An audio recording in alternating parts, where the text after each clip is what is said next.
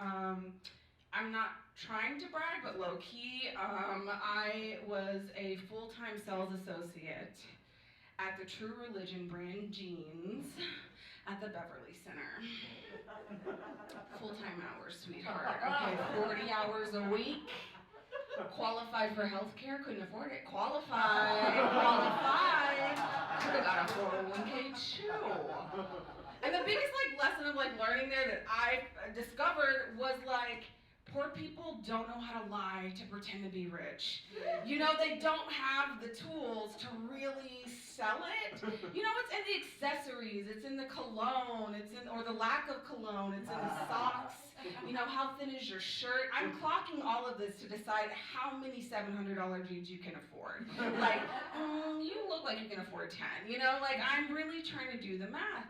But oh my God, just to kind of paint a picture of what it was like, I was a very good salesperson, and well, maybe not. This is a story of a time that I wasn't a good salesperson. I don't know why I'm including this, but whatever. One time, Keisha Cole, and I don't see. This is what's great about being old, and also the fact that you're old. I don't have to explain who the fuck she is. You are screaming laugh in your head right now. You are thinking about her famous reality TV show. I don't have to tell you shit about Keisha Cole because you are old, bitch. And so she came to the store, and I immediately clocked that it was Keisha Cole, and I'm like, she's buying jeans for her goddaughter's first day of school or whatever. I was like, oh, well, it's school, first week of school. Why don't you get a couple more pair of these, bedazzled, fugly uglies? Come on, we need them. And she looked at me like I had stolen a Grammy, just right out of her Soul Train award. I need to figure out what award she's actually won. Her daytime Emmy nomination from her fucking reality show. It's like I snatched it from her, Rich people, right? Poor people, when they came in the store, and they were trying to scam, which is good for them, actually, low key, I'm proud of you.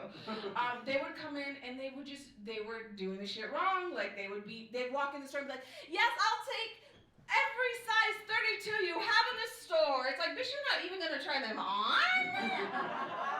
No, that is suspect. No, ma'am, And I have that skill as an adult, but I didn't when I was a child. I did not.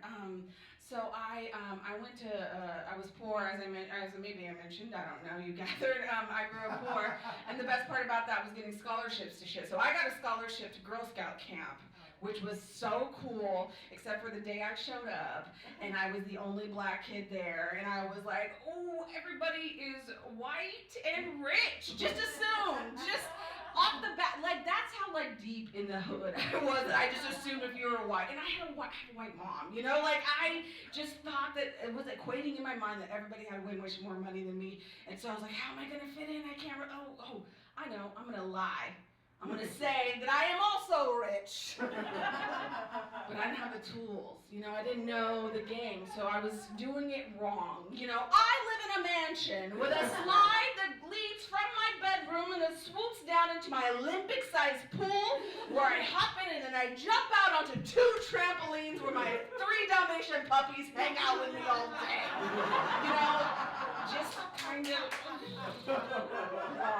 and about bad shit too, I have a Nintendo and a Sega Genesis. I sleep on a 4-poster bed, and they 8. Just why did I feel? And I really thought that I was selling it, but let's be honest, I wasn't. I didn't have the accoutrement. My fucking mom sent me to Girl Scout camp with a bedroll. A bed, rich people camp. I had 1 swimming suit and I was supposed to be rich? Get out! No way! The bitches got a new suit every damn day. They're styling. If you don't know what a bedroll is, I just want to harken back to that. It's just a flat sheet with a blanket wrapped together with an old belt. So that's what I was in, and with Payless shoes, of course. Of course I wasn't because Payless shoes ain't got no grip. Make you fall and bust your lip? My God. Like, I thought we were peers. I am so sad. You weren't teased or as poor as I was, apparently.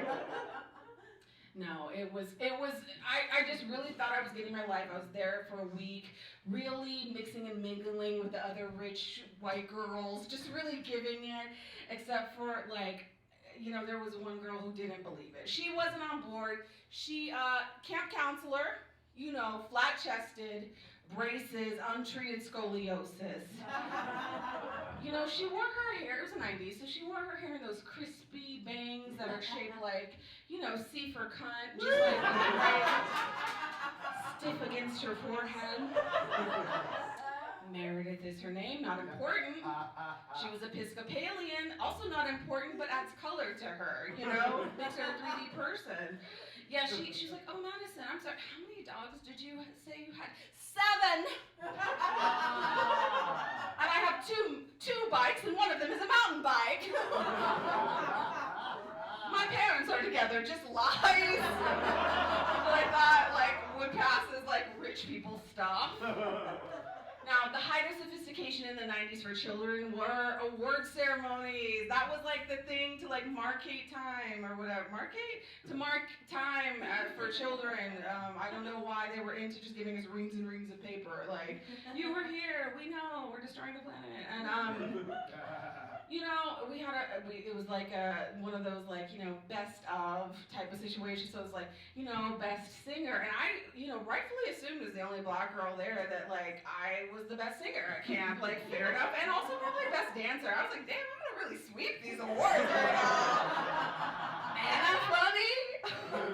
Have you seen my act outs of, I don't know, In Living Color? Fire Marshal Bill, are you kidding me? I can do it. So, the awards are getting, best singer went to some girl. I demand a recount still. I'm not told that she should have won. The funniest was actually won by a girl with a gap tooth. And, prop comedy has always been in. It's always been involved. I can't compete with that kind of physical humor, so I get it. I understood. So Meredith is there, and she's helping pass out awards, and I'm like, damn, saving the best for last up here, dog. What's my award? And they're like, Madison Shepard, and you win the award for best storyteller. It really happened. That happened to me, and I wasn't ready because I didn't know about lying better. So I was like, oh, thank you. Just doubled, tripled down. At the end of camp, my mother and father are going to pick me up in a limo with a jacuzzi in the back. And we're going to have a great time driving to North Dallas. I did not live in North Dallas. So, end of camp, we're all there at the little high school, the drop-off point. All the other kids are going in their fucking, minivans and sedans and whatever. And it's just some adult, fucking crispy Meredith, and me just standing there. And I'm like, fuck, my mom is like, what the fuck? Come on, hurry up.